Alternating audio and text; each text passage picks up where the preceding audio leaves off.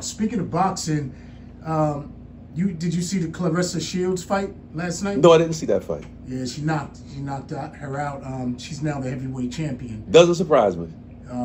She's a two-time Olympic gold medalist. She's now a heavyweight champion in 5 different weight classes, and she's also a mixed martial artist. Now she's calling herself the GWOAT, greatest woman of all times. Which I find is she has a strong case because Layla Ali was 23-0, but they claim that she didn't really fight anybody. She knocked out a lot of lesser opponents, and her main fight was against the white girl, Christy. Yeah, I remember that fight. All right, so as far as women's martial arts, we know that there was Grandmaster Linda Denley out of Texas, who was probably one of the best women's fighters in her era, being ranked #1 from 1973 to 1996. Did you get a chance to see Linda Denley or meet her in person? Never met her or some of the other great female fighters. Let's go back to the GOAT. After you get the belts and everything, you have to defend those belts a few times and do some legendary things, and then you call yourself a GOAT. Of course, she got the titles. That doesn't make her the GOAT right now. She's just the best in all the divisions. Now, if she stay in heavyweight division and fight somebody, and all of them are credible. People are always saying, this person wasn't that good, this person wasn't that good. Most of these people are non-athletes. They're just people that's viewing it and giving their own personal opinion. But every time you get in front of another fighter that's been training for years, that's competition. Yours was just better. So I just want to recant what these people are saying. They just blabbermouths, Okay, and you trained a couple of boxers in your career as well. Can you talk about that? Oh my goodness. This is going to be the unbelievable thing that you hear from me. Remember James Scott from Roy State Prison? He was out of sight. He was fighting out of Roy State Prison. He was born in the same projects I was born in, Phillips Food Court. I remember his whole family, and we used to call them crazy because it was just wild, right? Right. So James Scott, we was from the same project area. I know his whole family, and he came to be an out-of-sight boxer from Roy State Prison. Okay. But two of my most top fighters that I trained, one was Yaqui Lopez when he fought Matthew Saad Muhammad for the light heavyweight championship of the world. I trained Yaqui Lopez in California. And I remember I knew a way to beat Matthew Saad Muhammad, and he didn't follow directions. What I mean by that, I said, you can't beat Saad. You can outbox him, and then you have to have a gas tank, because eventually, after you take all that punishment, he's coming to get you. So I told Yaqui this here throughout the camp, right? But when Yaqui started fighting him and got him in trouble, he threw maybe 50 punches, and I knew that was the end. I was in the corner. You can't even regain that gas tank. And then Matthew came back, I think, in the 11th round, and he blew him out of there. The other fighter was Eddie Mustafa Muhammad. He was getting ready to fight Marvin Johnson. So some local promoters was trying to steal him from the former manager, right? So they brought me in because Eddie was a fighter that many of the times he wouldn't make weight. He wouldn't train as hard. So they called me in because they knew I was a disciplinarian. So at the meeting at Eddie's house, and I knew Eddie because I used to go to Gleason Gym just to watch him, train. So down on Front Street by the bridge. Right. So I said, Eddie, the only way I take this job, I'm not a yes man. If I say go another round, we got to run, you got to do it. Unless otherwise, I'm not interested. So Eddie agreed, right? So we went to Muhammad Ali's camp to train. I used to wake up 3 o'clock in the morning. It used to be 20 below zero. I used to wake up before everybody else and go to his cabinet and knock on the door. Time to go, champ. I was calling him champ then.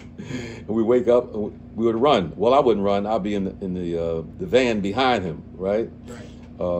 making sure, you know, no dogs, because there was dogs out in Deer Lake, Pennsylvania, where he used to train, Ali's training camp. And I used to take him running. The most days Eddie ran with me was 5 days. One time. And that was hallelujah when he ran 5 days, because Mustafa wasn't running 5 days. And then regular running days was at least 4 days a week. But Eddie trained real hard. Now, that wasn't his boxing trainer. Slim Robinson was his boxing trainer that trained him very well. So we had a great understanding. Like, for instance, say Eddie sparring, and Slim was like his strength and conditioning coach. No, forget about strength and the conditioning coach. No, a trainer. A trainer does everything. A master trainer take you through everything. Gotcha. So you don't need a second or third guy to do this here. Okay. And then he had a physical fitness trainer right here. But Eddie did the things that he do in boxing. That's all he needed. All this other stuff you see these other guys doing, you can throw that out the window. Because they get tired anyway. They get beat anyway. So if you add something extra, it should prevent a butt whipping in a certain category. But it don't. So all this extra stuff that they giving fighters nowadays, it's a bunch of crap. Having them training like mixed martial art guys with a rope and all that. You don't need all that stuff. Heavy bag, speed bag, running, good boxing, and good instruction from a master trainer. That's the key. And it's not just one master trainer. Go back when Eddie Futch and all of them was here. It was a whole lot of good trainers. Nowadays, you got a lot of meatball guys.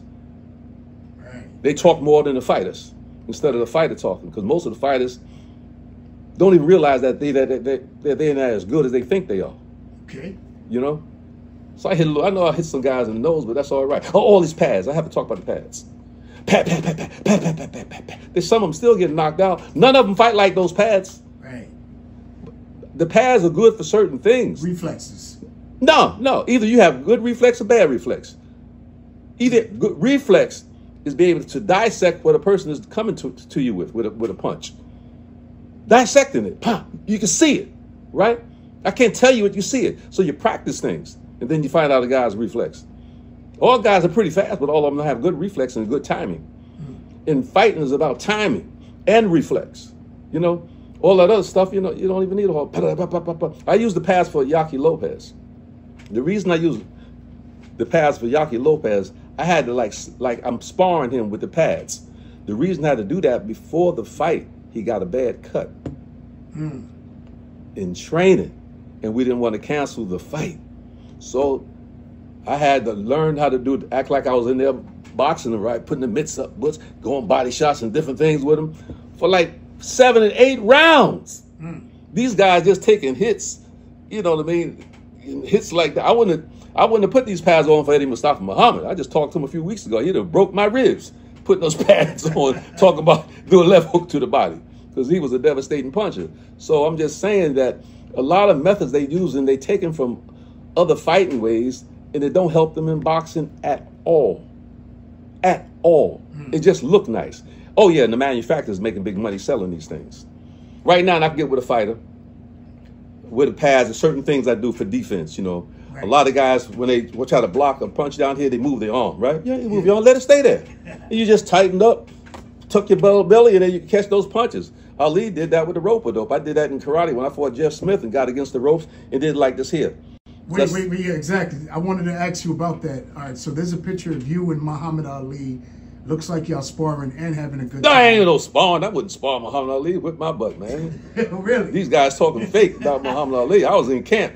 200. Listen, so, 6'4". How did you meet Muhammad Ali? What was that all about? All right, this young man from the hood, right? He had a jewelry store named Rockman. He's not with us any longer, right? He said he saw me one day. He said, "Karriem, we going to Ali's camp Saturday. Why don't you go with us?" I said, "No, I don't want to go to Ali's camp, man." He said it'd be a great thing. He talked me into it, right? So I said, "I'll let you know a little later." So I told him, I said, "Okay, I'll go." So we went to Ali's camp. Now I'm pretty big in karate, right? Right. Just got a name for the most honorable Elijah Muhammad, Karriem Allah at the time, right? So I went to Ali's camp. And they wanted to introduce me to where's Ali's wife, Khalila. That was his wife, right? So when they introduced me to them, she said, "Oh, you that Karriem." So she was happy to meet me, right? She said, "Oh, I'm gonna let Ali know." So I guess she went around and told Ali, right? Right. So but before Ali came, you know, she just brought me all around the camp, introduced me to her cousins and everything. And I have pictures of this stuff, right? And then she said, well, I want to learn some karate from you. Can you come here to teach me karate? I said, yes, yes. So when Ali came, you know, she took charge, and she said, but before Ali came, she said, you got an outfit? You know, that outfit, the karate outfit? So I got a top for him, right, with the cage system on. She said, I'm going to let Ali put this on. So Ali came, he's putting it on Ali, and Ali said, what's this here? Well, you know, y'all be talking. So he put it on, and we took pictures like that. So they welcomed me with open arms. Ali was a tremendous guy. Tremendous guy. You fought on that undercard Thriller Manila? Yes. The first karate guys to fight on a heavyweight world championship card. And you know how it came about? My mouth. There were some local promoters, right? So when I saw them one day, they came to see me. I said, I can get on that card. He said, you can't get on that card. I said, if you take some video of me training, talking, just kicking and punching, I said, I bet you he'll put me on that card. They said, oh, man. I said, take the tape to Don King. Took the tape to Don King, right? About 4 or 5 days later, they came to me with their heads down. That's what your head's down for. I said, what Don said? You on that championship card. Wow. Just my mouth. Don didn't know anything about me, right? And I have an article that I have to send to you saying that after the Ali is over, we got this new karate guy that's going to come in there and make karate big. Yeah. Now, before the fight, I got to say something about that. Right. I didn't get no sparring. No karate guys from the New York City, New York State, any parts of New York, with all the black instructors wouldn't send anybody to help me get in shape for the fight. So how did I get in shape? Just running and just training, doing the things I did. No sparring. Think about that. And this Jeff Smith was knocking everybody out within 3 rounds. Wow. How long was your fight for? 11 rounds. 11 rounds. So you guys went to distance? Yeah, went the distance. Wow. Went the distance. And if you don't mind me asking, who came out on top in your mind? Well, they gave Jeff Smith the fight. He didn't win the battle. Round for round, I mean, how many minute rounds were there? It was 2-minute rounds because we had to throw a certain amount of kicks, at least 7 kicks. A lot of kicks that I threw that he blocked, they didn't count as kicks. So they took 6 rounds from me. They was only supposed to take 4.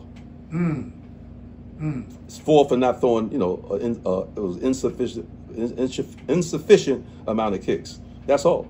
Now, if you look at the tape, you'll hear the commentator, oh, he hit him to the side. Talking about Jeff Smith. Got him to the side. I know his side is hurt. He hit him in the head. If he did all that hitting and been knocking out guys, why didn't I fall? And why, when I did the rope-a-dope, Ali's rope-a-dope, and letting them throw punches at me, if he hurt me, my hands would have dropped and I'd have been going down like the other guys that he fought. Wow. That never happened. So, I mean, can you... One other thing. I called June Rhee up. That was his trainer. That was his sensei at the time. June Rhee is the student of Bruce Lee. No, forget about that. June Rhee was the student of Jeff Smith. Okay. All right, so I called him in Washington, D.C. and said, I want a rematch. I'm going to get him this time. I won't play around. He said, never again. Wow. So that fight never transpired again. Wow. Now, this match, what style was it in? Karate, kickboxing? It was kickboxing. Kickboxing. Kickboxing. So you were also a kickboxing champion as well? Well, yes. Wow.